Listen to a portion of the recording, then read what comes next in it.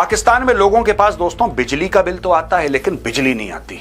China ने ऐसी बिल्कुल चूड़ी कसी है पाकिस्तान की, पाकिस्तान को जो चाइनीज मिसाइल्स हैं पाकिस्तान को जो दी हैं चाइना ने फोकट में, वो काम नहीं करती। और उसने भी ये बोल दिया पाकिस्तान को कि बेटा अगर भारत से लड़ोगे ठीक है तो तुम्हारी वो दुर्गति होगी, वो इकोनॉमिक दुर्गति होगी कि हम तो तुम्हें सपोर्ट कर रहे हैं अभी, लेकिन हम भी एक लेवल के बाद तुम्हें सपोर्ट नहीं कर पाएंगे, तुम्हारी इकोनॉमी तबाह हो जाएगी। तुम्हारी वजह से इतना बड़ा एयरक्राफ्ट मैन्युफैक्चरर, उसको अरबों डॉलर का लॉस हो गया। चाइनीज मिसाइल ली, उस पर हरा पेंट करके सफेद रंग से चांद सितारा बनाया और शाहीन लिख दिया। That is Pakistan contribution to missile technology. बहुत बड़ी साजिश थी भारत में, पहले हिंदू मुस्लिम के दंगे करवाओ, फिर हिंदू सिख दंगे करवाओ, और इसी तरीके से एकजुट रहेंगे, स्ट्रांग रहेंगे, पाकिस्तान के दांत तोड़ेंगे।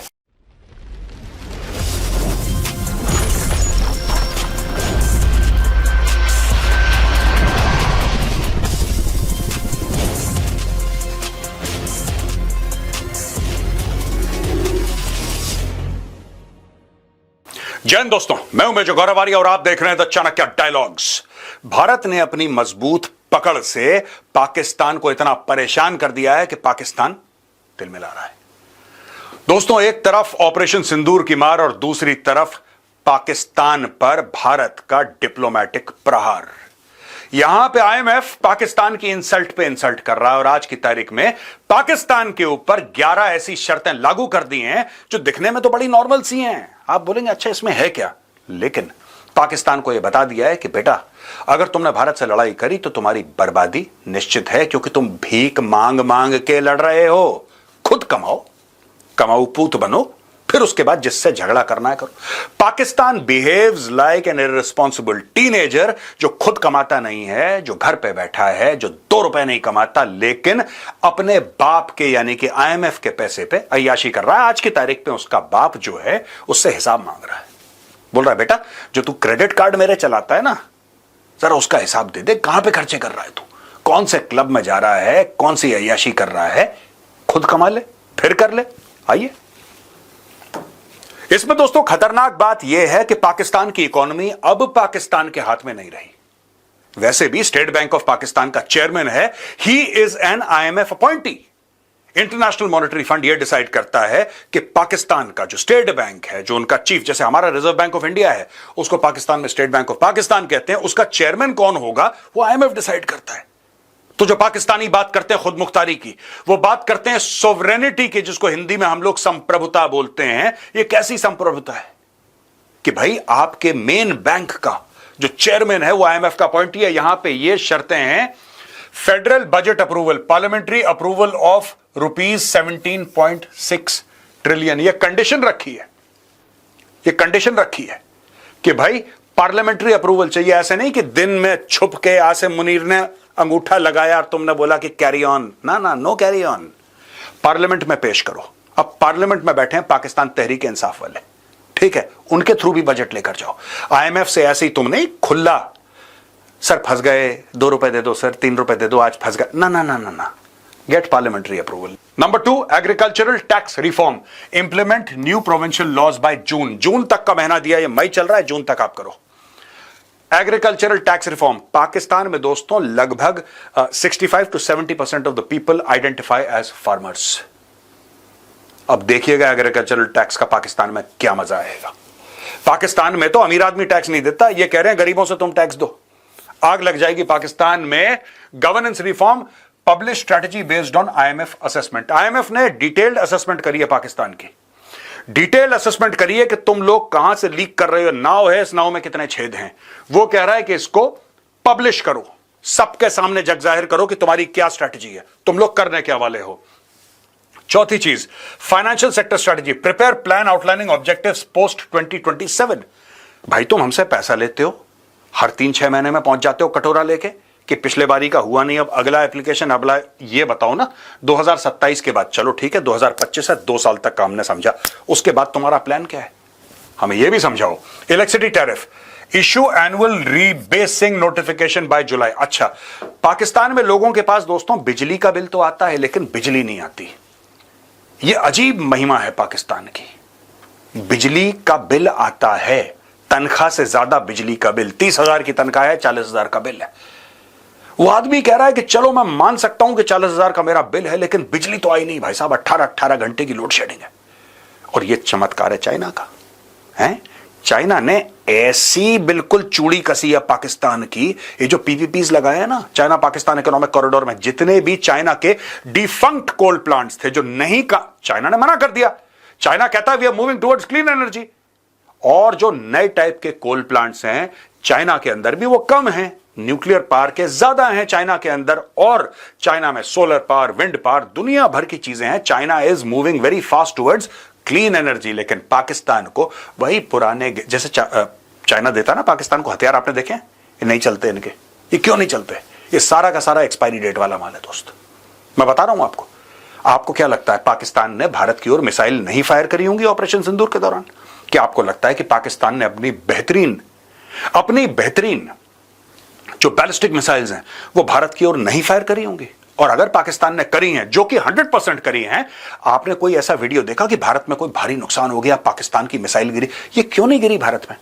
भारत में 900 million people have internet connectivity.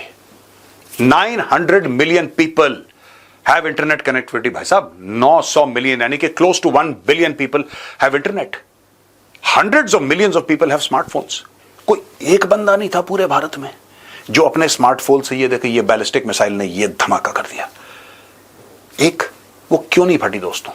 Pakistan 6-0 करके अपना खुद का मजाक उड़वा सकता है, पीएसएल के मैच में नाच गाना करवा सकता है, लेकिन fact of the matter is कि पाकिस्तान को जो चाइनीज मिसाइल्स हैं पाकिस्तान को जो दी हैं चाइना ने फोकट में, वो काम नहीं करती। वो काम नहीं करती। और वैसे ही जैसे चाइनीज मिसाइल्स हैं वैसे ही पाकिस्तान का पूरा इलेक्ट्रिसिटी का सेटअप है वो भी चाइनीज है, वो भी काम नहीं करता। Gas tariff adjustment issue semi-annual notification by February 2026. Captive power levy make ordinance permanent by end of May. ये टेम्पररी मामला चल रहा था, बोला कि मई के एंड यानी इसी महीने के एंड में इसको वो करो। Date servicing surcharge estimated ₹3.21 per unit ceiling by June. अब ये डेट सर्विसिंग सरचार्ज है, अब ये eliminate 3.21 per unit ceiling by June, इसको भी हटाओ। अब पाकिस्तान कह रहा है कि इसको हटाएंगे तो पैसे कहां से लाएंगे? इसको आप हटा दोगे ना, एलिमिनेट कर दोगे, तो पैसे कहां से लाओगे? इससे पाकिस्तानी सरकार पैसे कमा रही थी, अब वो लाएगी कहां से? Technology zones incentive prepare phase out plan by 2024। Used car imports submit legislation to lift import restrictions.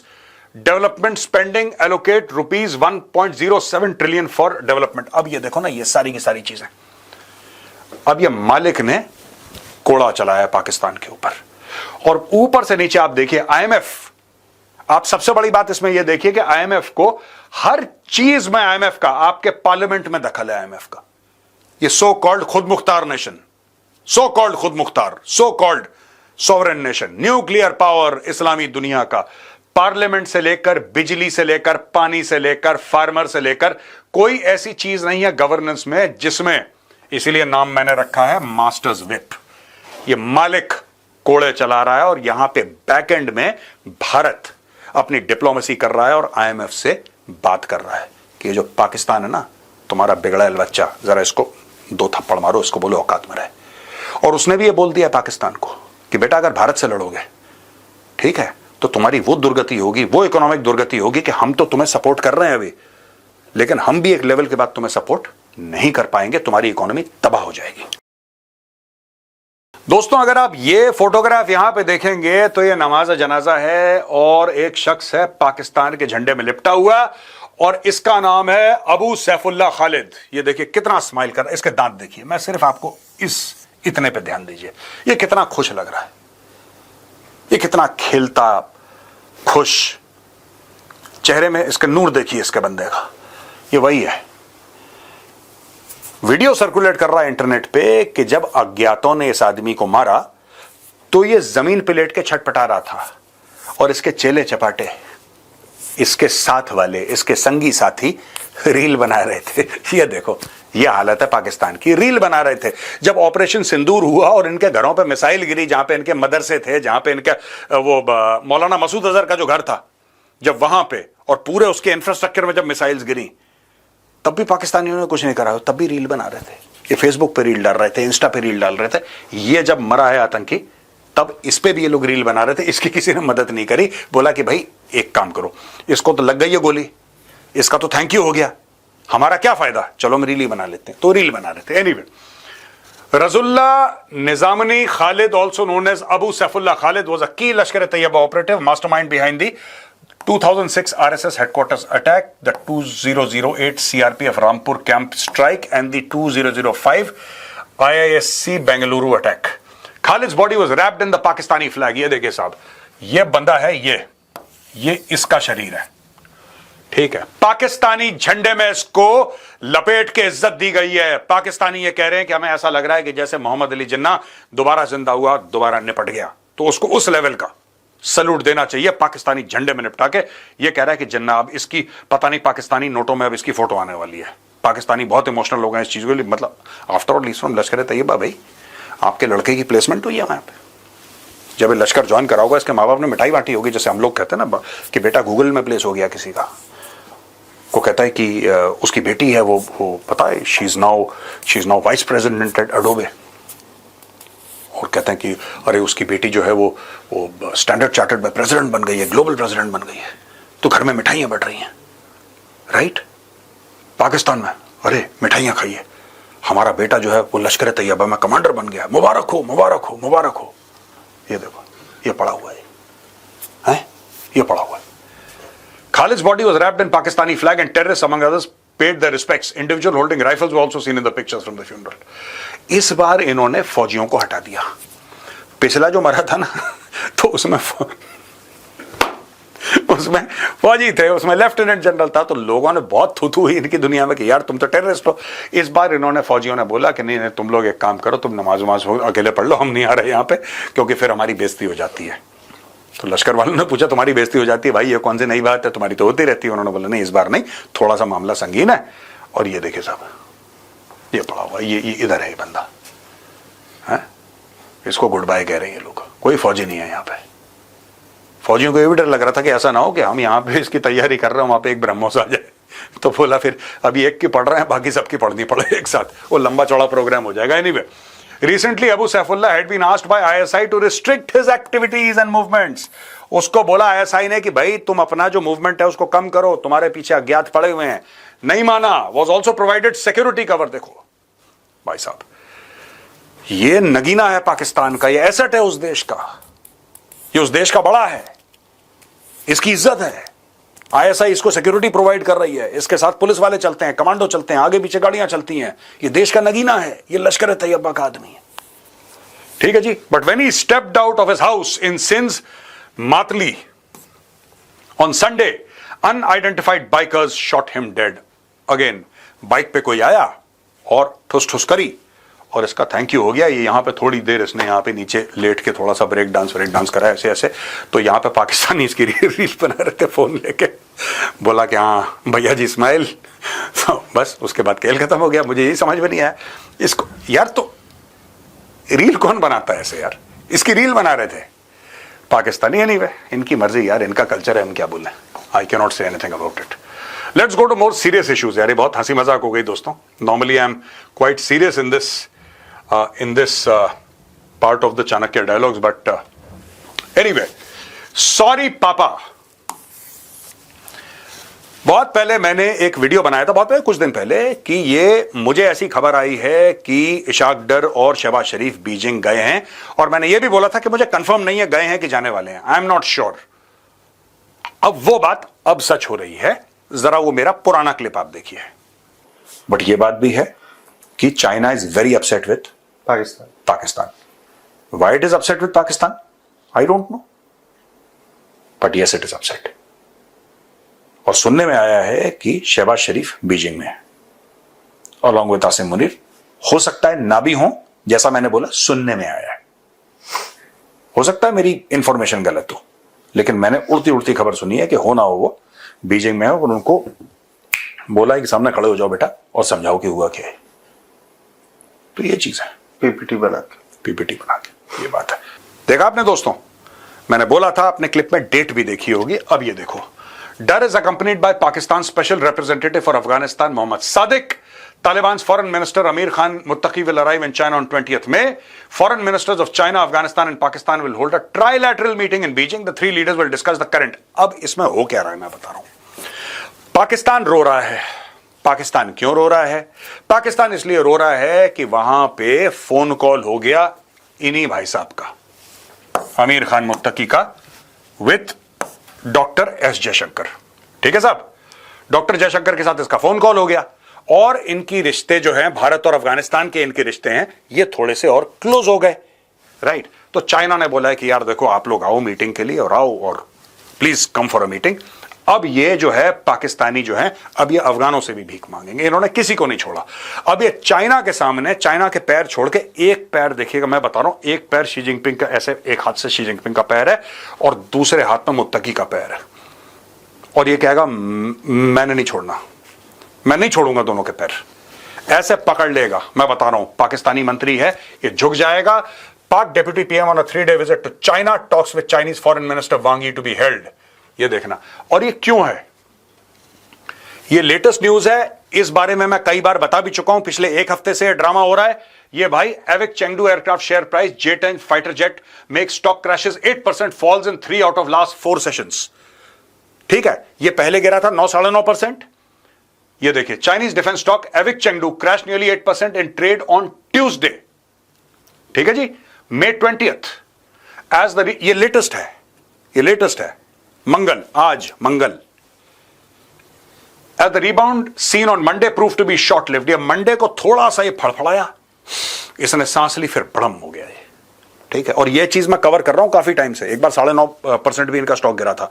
So trading sessions हैं 3 out of last 4 trading sessions. ये स्टॉक बिल्कुल डूब गया है और भाई साहब इसके ऊपर इशाक डर को जवाब देना पड़ेगा। चक्कर क्या है मैं आपको बताता हूं दोस्तों, कि ये जो J-10 फाइटर एयरक्राफ्ट है, दुनिया से आप नहीं छुपा सकते। आप 60 बोलो, और ये मैं पाकिस्तानियों को बोल रहा हूं, आप 60 कह के आप भंगड़े डालो।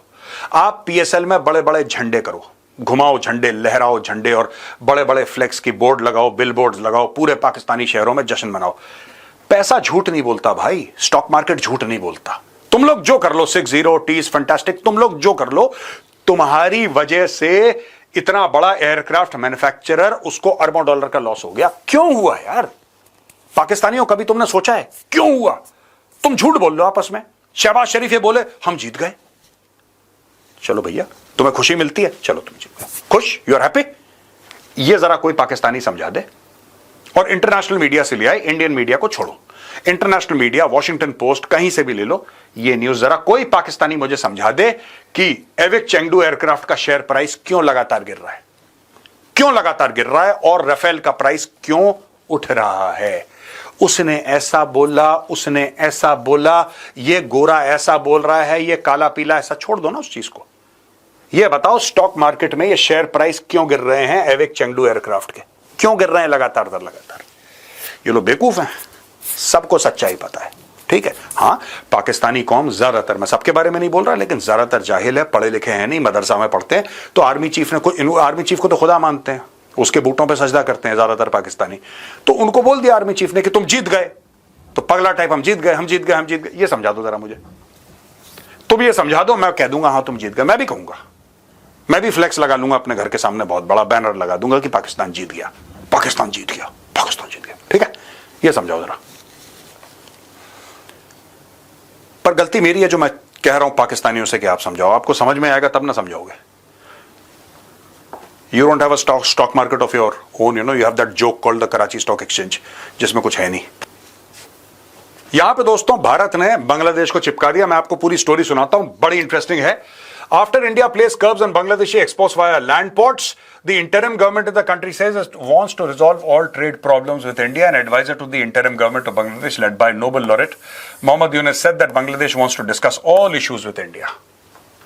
अब दोस्तों देखिएगा, मैं आपको समझाता हूं सीक्वेंस ऑफ इवेंट्स जो है ना इसमें, कि हुआ क्या था, वो समझना बहुत जरूरी है। भारत ने बैन कर दिया import of readymade garments, fruit flavored and carbonated drinks, baked goods, snacks, chips and confectionery, cotton and cotton yarn waste, plastic and PVC finished goods and wooden furniture from Bangladesh by road। आपको बात पता ही है, हमने बोला था कि यहां से जो बांग्लादेश से घूम के सब जा रही थी, मुंबई पोर्ट में आ रही थी, यहां जा रही थी, वहां जा रही थी, वो सब भारत ने बैन कर दिया था। कुछ हफ्ते पहले की स्टोरी है। ठीक है जी, ये भारत ने बैन कर दिया। अर्लियर बांग्लादेश ने भी बैन कर दिया import of yarn from India by land route. India had also cancelled the transshipment of facility for the export of goods from Bangladesh to third countries. Thus, reciprocal trade restrictions are being imposed between the two neighboring countries. ठीक है जी. अब Sheikh Bashiruddin commerce adviser जो है मोहम्मद यूनुस का, वो कहता है I believe in liberal trade. अचानक बशीरुद्दीन का दिल धड़का है जी. बशीरुद्दीन का दिल धड़का. बशीरुद्दीन कहता है I believe in liberal trade. Trade is important to me. I see no other path than trade inclusion to empower the businesses and consumers of my country. जब डंडे पड़ते हैं ना बेटा, तब नानी याद आती है. ठीक है. India has the ability. बड़ा नॉर्थ ईस्ट करते हैं, चिकन नेक करते हैं. They don't understand the capability of India and they have very seriously over estimated their own capability. ये क्या खुद बकवास करते हैं सबके सब बैठ के कमरे में और बिलीव कर लेते हैं.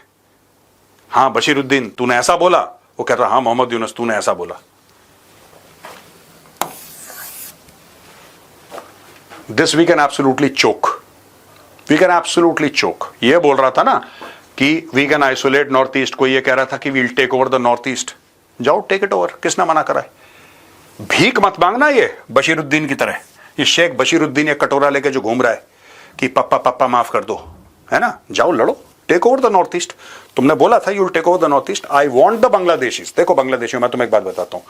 तुमने बात बोली थी कि you will take over the north east. Take over the north east. Do it. करो. मैं चाहता हूं तुम करो. ठीक है. अब दोस्तों बहुत बड़ा फैसला भारत की तरफ से. Jaishankar to visit Netherlands, Denmark and Germany. Either them और अस. बेसिकली क्या है कि पाकिस्तान इस चक्कर में था कि हथियार खरीदे. राइट. भारत ने प्रेशर डाला, मना कर दिया देशों ने कि हम तुम्हें हथियार. देखो ये बात मैंने पहले भी बोली थी. तो मैं ये चाहता हूं कि एडिटर साहब मेरा पुराना वीडियो जरा दिखाइए, मैंने क्या बोला था. जितनी भी बड़ी बड़ी एमएनसीज हैं, ये आपको, ये कोक है, पेप्सी है, जितनी भी बड़ी बड़ी एमएनसीज हैं, आपको उनसे क्लियर कट बात करनी पड़ेगी और एक दो एमएनसीज का आपको पकड़ के मुर्गा बनाना पड़ेगा. You tell the MNCs that boss, if you do business with Pakistan you can not do business with India. आपके सामने दो मार्केट है. ठीक है. आपके सामने दो मार्केट है. एक करीब 25 करोड़ का है और एक 140 करोड़ का है. आपको एक मार्केट चूज करना है. जैसे आप वेपन्स में करते हो ना, आप करते हो ना, करते तो हो ही. वेपन्स में आपने क्यों नहीं F-16 लिया, आपने क्यों नहीं F-21 लिया, आप क्यों नहीं लेना चाह रहे? क्योंकि सिमिलर प्लेटफॉर्म पाकिस्तान के पास है. वेपन्स में तो आप कहते हो कि भाई अगर भारत राफेल खरीदेगा तो पाकिस्तान को नहीं बेचना, कहते हो ना आप. फिर why can't you say that for normal things? You tell people. आप बोल के तो देखिए एक बार. अगर आपको भारत का मार्केट चाहिए तो आपको पाकिस्तान को लात मारनी पड़ेगी. That is one of the qualifying things. इसके लिए भी आपको आर्मी की जरूरत नहीं है. You don't require the Indian armed forces for this. This is a political decision. दोस्तों आपने देखा उसमें डेट लिखी हुई है, किस तारीख को मैंने क्या बोला था. हम लोग झिझकते बहुत हैं और एक पहलगाम चाहिए कि हम लोग एक्शन में आए. ये बहुत पहले कर देना चाहिए था. इंडिया बहुत बड़ा मार्केट है. राइट. और आपको एक बात बताऊं, हाँ ठीक है, चाइना बहुत ज्यादा वेपन सप्लाई करता है पाकिस्तान को. More than 80% of Pakistani weapons are Chinese. इसलिए नहीं चलते इनके शाहीन फाहीन ना. इनके नाम अलग है. इनके नाम चिंग चोंग, पिंग पोंग, इस टाइप के नाम है. उसका शाहीन और गजनी और गजनवी कुछ नहीं है. सब फ्रॉड है. ये चिंग चोंग पिंग पोंग है. मैंने टीवी पे भी पहले बोला था, इन लोगों ने कुछ नहीं करा. चाइनीज मिसाइल ली, उस पर हरा पेंट करके सफेद रंग से चांद सितारा बनाया और शाहीन लिख दिया. That is Pakistan contribution to missile technology. और चाइनीज भी ऐसे बदमाश हैं, इनको फुस पटाखे बेचते हैं जिनका एक्सपायरी डेट वाले. सब बेचो इनको. ठीक है. अब देखो, EM Jaishankar Netherlands defence minister hold talks on security perspectives and challenges. सीधी बात है, अगर दोस्तों नेदरलैंड सप्लाई करता है पाकिस्तान को हथियार, जो कि वो करता है, तो आप पाकिस्तान को करो. फिर भारत से ये मत बोलना कि ये सर ये $5 अरब की डील थी, इसके बारे में जरा हम, फिर आप कुछ नहीं कर सकते. ये मैं पहले भी कह चुका हूं. मैं थ्रू द चाणक्य डायलॉग्स मैं गवर्नमेंट ऑफ इंडिया को कई बार ये रिक्वेस्ट कर चुका हूं कि सर देखो, आप सीधा सीधा पाकिस्तान के मामले में कह दो, अगर पेप्सी वालों को भारत में पेप्सी बेचना है, मैं छोटी बात कर रहा हूं, तो हथियार तो बहुत बड़ी बात है. पेप्सी वालों को अगर भारत में पेप्सी बेचना है, ठीक है जी, तो आप पाकिस्तान में पेप्सी मत बेचो. साफ सीधी आप चूड़ियां कसना इनकी शुरू करो. जब आप आइसोलेट कर रहे हो पाकिस्तान को, तो हर जगह से, पाकिस्तान में है ही नहीं पॉपुलेशन, पाकिस्तान की पॉपुलेशन है ही नहीं. और जो परचेज वाले हैं, जो खरीद सकते हैं, जिनमें परचेजिंग पावर है, वो सब तो बाहर बैठे हुए हैं. आप कोको कोला को बोलो, you take a call, you take 6 months, सोच लो आप. अगर आपको पाकिस्तान में बेचना है तो भारत के अंदर अपनी फैक्ट्रियां बंद करो, वी डोंट नीड, हम कुछ और पी लेंगे, हमें कोई दिक्कत नहीं, आप पाकिस्तान में बेचो। और पाकिस्तानी वैसे ही इनको बैन कर रहे हैं क्योंकि इनको लगता है कि इजरायली है, यहूदी है, उनके दिमाग में भी यहूदी, उनके ख्यालात में भी यहूदी आते हैं, चाहे उनका यहूदियों से कोई चक्कर हो ना हो, लेकिन फिर भी। अब ये देखो, India asked Netherland not to supply arms to Pakistan. ये राजनाथ सिंह जी है। Singh told the visiting minister that arming Pakistanis was detrimental to regional security and countries friendly to India must not support a known sponsor of terrorism। सीधी बात है, आप अगर पाकिस्तानी सेना को हथियार दे रहे हैं, इसका मतलब आप लश्कर तैयबा और जैश मोहम्मद को हथियार दे रहे हैं, आप अलकायदा को हथियार दे रहे हैं, आप इस्लामिक स्टेट को हथियार दे रहे हैं। यह भारत का मौकफ है। भारत ने क्लियरली इन वर्ड्स में नहीं कहा, लेकिन भारत ने अपनी बात समझा ली है। External affairs minister doctor S Jaishankar will start a 6-day visit to the Netherlands, Denmark and Germany on Monday, during which he is expected to highlight Pakistan's support to cross-border terrorism. While the visit to Germany was scheduled long before the Pahalgam terror attack took place, his visits to the Netherlands and Denmark have been added in the recent days. Netherland काफी हथियार देता है पाकिस्तान को, अब Netherland को सोचना पड़ेगा। आप दो हथियार पाकिस्तान को, आपकी मर्जी है, लेकिन फिर भारत की ओर मत देखना। 140 करोड़ का मुल्क है और हमारा जो फॉरेन एक्सचेंज रिजर्व्स हैं, those are any day going to touch $700 billion, $700 अरब के होने वाले हैं। वर्ल्ड की 5th लार्जेस्ट इकोनॉमी जो 3rd लार्जेस्ट होने वाली है। आपको भारत के साथ ट्रेड करनी है, भारत को हथियार बेचने हैं, या पाकिस्तान जैसा बास्केट केस जो आपको पैसे भी नहीं दे सकता वापस, आपको उससे बात करनी है, वो आपकी मर्जी है। Freedom of action, freedom, we are a democracy, हमारी मर्जी, वो सब आप बात कर लो, आपस में बातचीत कर लो, हमसे बात मत करो। हमारा सिर्फ बाइनरी मामला है 0 और 1, इट्स ईदर इंडिया और Pakistan, you take a call. अब दोस्तों, यहां पे पाकिस्तान टारगेटेड गोल्डन टेंपल, ये लेफ्टिनेंट जनरल हैं आइवन डिकाना, इन्होंने बताया कि Indian guns were deployed at Golden Temple during op Sindoor, head granthi cooperated. जो यहां के हेड ग्रंथी थे हरमंदर साहब के, उन्होंने कोऑपरेट करा। और director general said the golden temple hierarchy realized there was possibly a threat when it was explained to them. They allowed us to deploy guns to secure and protect the monument of international fame, which is visited by hundreds of thousands of people every day. Hence, these guns were deployed and the golden temple lights were switched off so that we could clearly visualize the drones as they were coming in. That gave us a greater clarity in the sky because as and when you saw the light, you knew what to engage. ये DG ने समझाया दोस्तों। Golden Temple, Indian Army shows how air defense foiled Pakistan missiles and after not getting any success and causing damage to our bases. ये देखो ना, ये है असली बात। Military installations for about 3 days, they targeted civilian areas, Gurdwara Sahib and other areas with these kamikaze drones and rockets. All the air raid was interrupted and shot down with great precision. अब देखो ना, इसमें है बात क्या है। ये एक तो है जी गोल्डन टेम्पल, मैं भी जाके कई बार मैं मत्था टेक चुका हूं, ठीक है ना। और ये जो गोल्डन टेम्पल है, ये पवित्र स्थान है, चाहे हिंदू हो चाहे सिख हो, सब जाते हैं श्रद्धा से, वहां पे सेवा करते हैं, वहां पे लंगर चखते हैं, वहां पे मत्था टेकते हैं। और हमारे लिए बहुत ही ये जिसको कहते हैं ना कि इज्जत वाली जगह है द गोल्डन टेम्पल। लेकिन पाकिस्तानी जो है, पाकिस्तानियों ने डिलिबरेटली गोल्डन टेम्पल को टारगेट करा है। और खबर यह भी सुनने में आई है कि इसके साथ जब ये प्लान कर रहे थे, दे वर इन टच विद खालिस्तानीज, ये पन्नू वन्नू टाइप के खालिस्तानी। और आपको यह बात पता है कि क्यों गोल्डन टेम्पल को इन्होंने टारगेट करा? क्यों?